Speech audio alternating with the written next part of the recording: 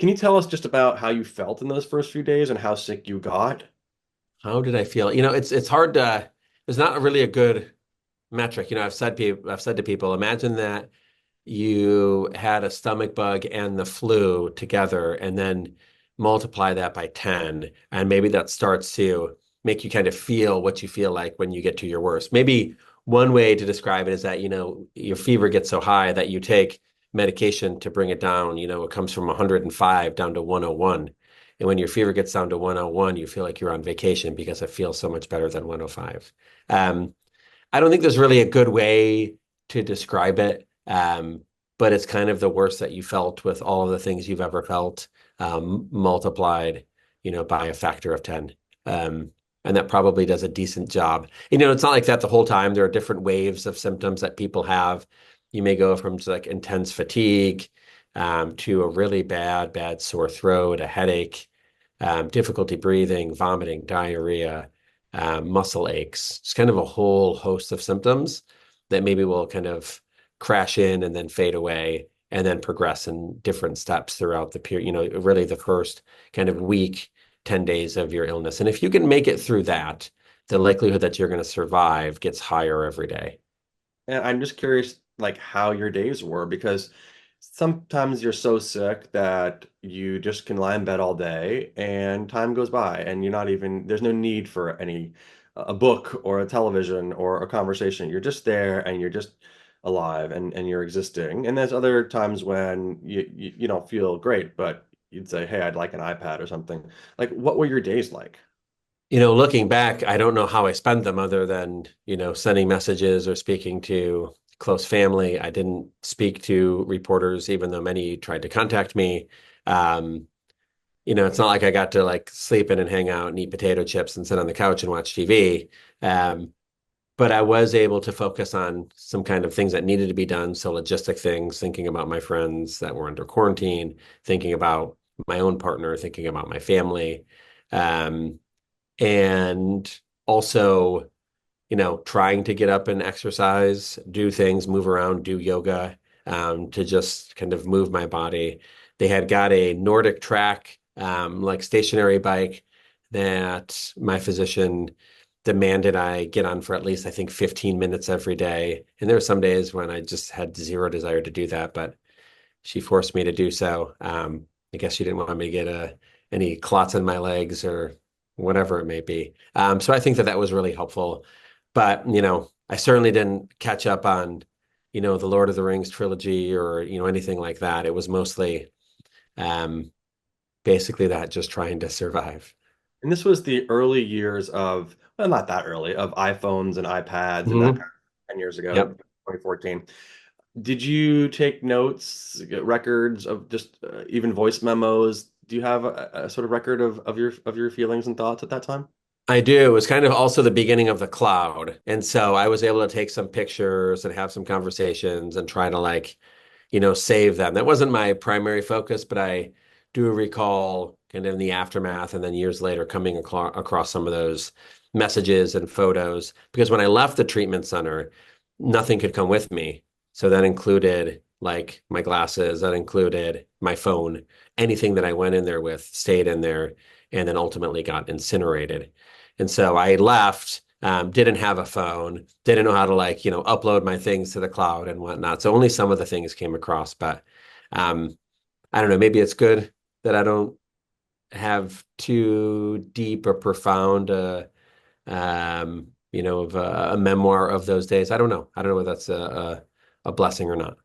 And in terms of like how sick you got, there's feeling crappy and laid out and spending your days in bed and as you said, not catching up on the latest streaming show.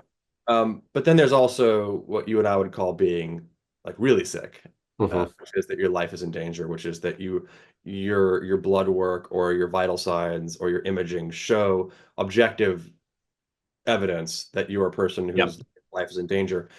Can you just tell us a little bit of like how sick you really got in terms of like whatever marker it might be? You had bleeding, were you anemic, hyponatremia, low sodium, those kinds of things. Like how bad did things get for you? It's hard because I know how bad they got for other people. So it seems, it seems almost hard complaining about it. But, so for most folks, the big thing is that, your platelet numbers, the things that help your blood clot can go really, really low. And mine got really low. And so you need to think about a couple complications of that. One, you can just start bleeding, which people do. But also because if you want to do procedures like put in a central line or other things where you can continue to monitor, vital signs and other really important things, then those things become a lot riskier to do. Because if your platelets are very low, you can cause bleeding, which can cause complications. So very early on, my providers and myself, we chatted through it and said, okay, let's put in a central line now before things get any worse. And I'm glad that we did. They were able to draw blood from one spot. It was a lot more convenient, and we could do it in a way that wasn't more dangerous as it would have been a couple days later. Liver enzymes, go up, and so it looks like you have a shock to your liver because you do. Anemia, your blood levels will go down. You'll have a whole host of aberrations in simple things like your electrolytes, your sodium, and your potassium. And so kind of mine were all over the place. I appreciated the fact that, every day we'd chat about it and okay, things are getting a little bit worse today. Okay, let's hope they plateau out soon. But I remember Laura Evans, a doctor that was primarily taking care of me most days, one day came in, sat on my bed and said, okay, your liver enzymes look like this looks like this looks like this, and said, your VDRL is positive. And I was listening and took me a few seconds. I looked at her and I said, I'm sorry, what? And she just smiled. And the VDRL is basically, she was trying to joke and tell me that I had syphilis, in addition to all of these things. So it took me a second to realize that she was joking and to what it actually meant, but I kind of appreciated it. It was her way of saying, yeah, I know that this sucks, but let me see if I can try to lighten the mood a little bit. So it was funny. The sort of coin flip. You casually said, "Oh, it's a coin flip if I live or die," which is not a great set of odds for anything. You were obviously concerned about other people, and that's who you are, Craig. But at some point, you had to be thinking, "Oh my gosh, I might not make it." Were there times when you thought, "I'm not going to make it," or was it always like, "Well, it's 50-50, but I'm here, I'm at Bellevue, I'm getting great care, it's probably 80-20," and or were there times where it's like, "Oh, this is getting worse, like I'm not going to make it." I can honestly say, and I've thought about this a lot and been asked about this a couple times, there was no point in my illness where I thought, all right, you're not going to make it. Like this clearly says that, this one lab test or this finding or whatever just portends a negative outcome for you. And what are you going to do about it? I just don't recall thinking about that.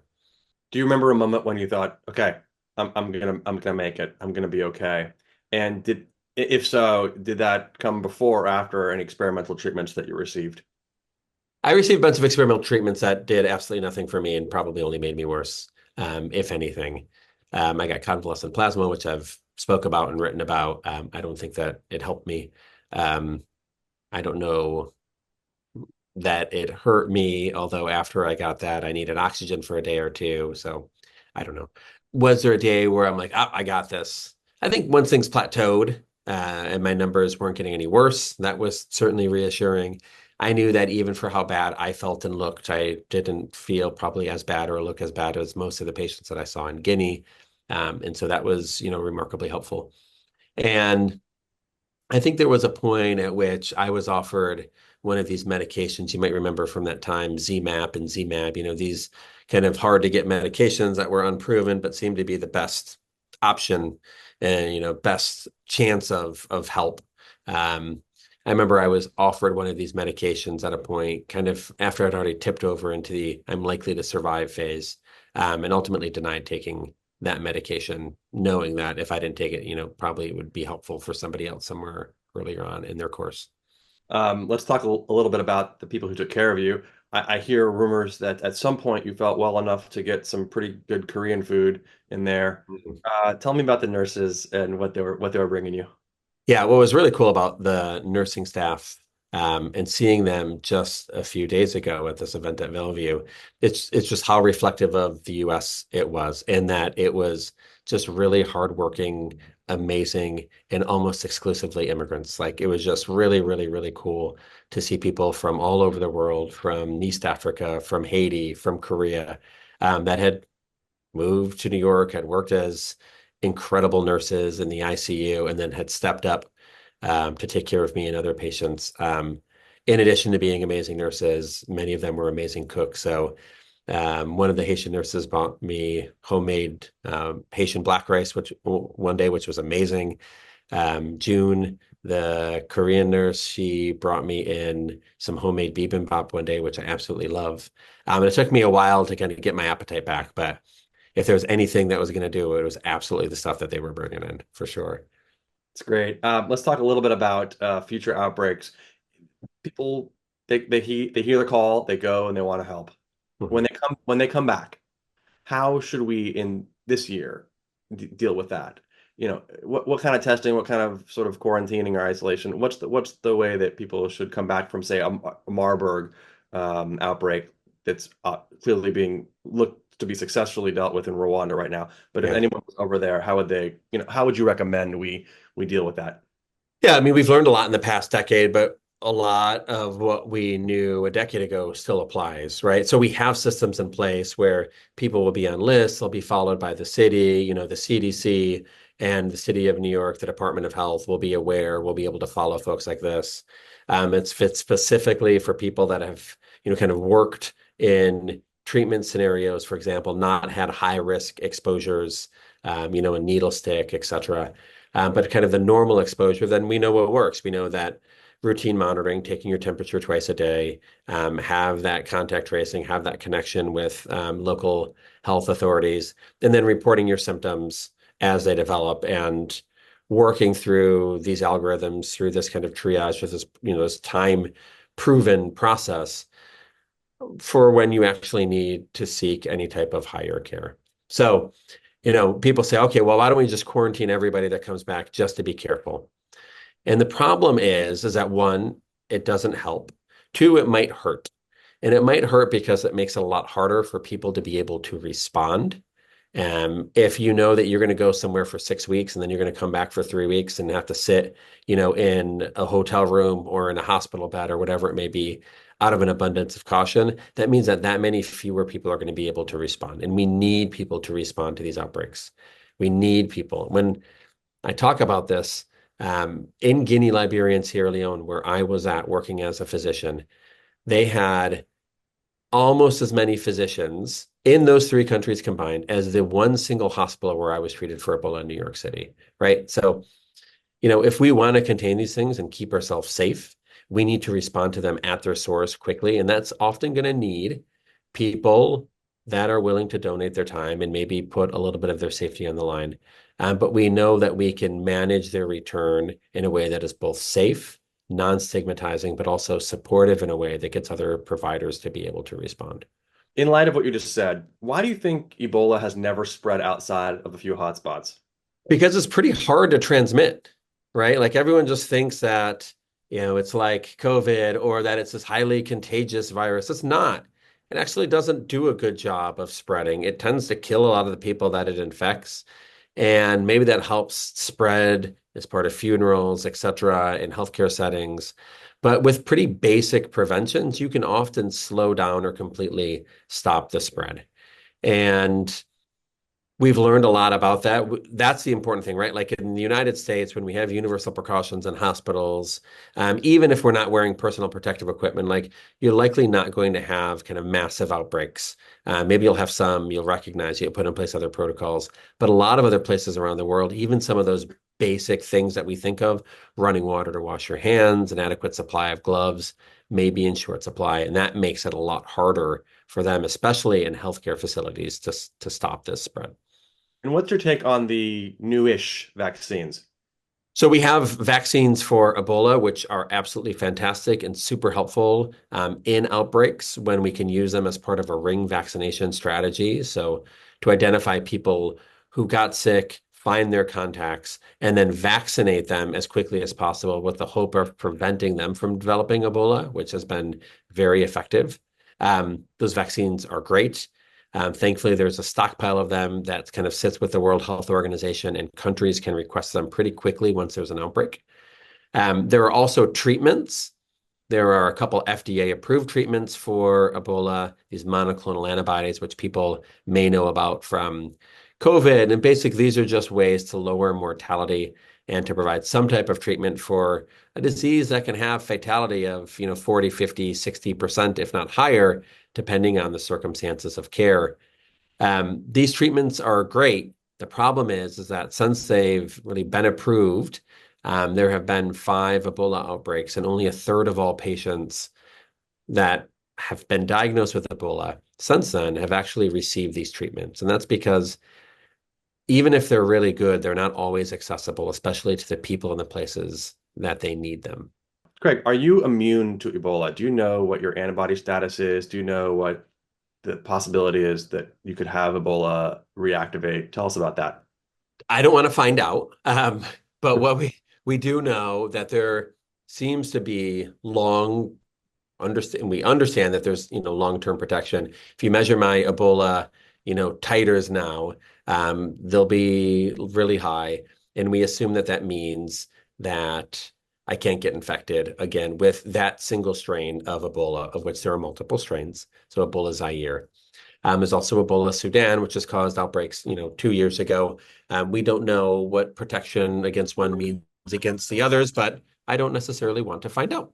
In terms of reactivation, we know that there was an outbreak a couple years ago in Guinea that was linked back to a survivor who had kind of this recrudescence, kind of this virus that had been dormant in their body that kind of came back alive and was transmitted to another person and caused an outbreak.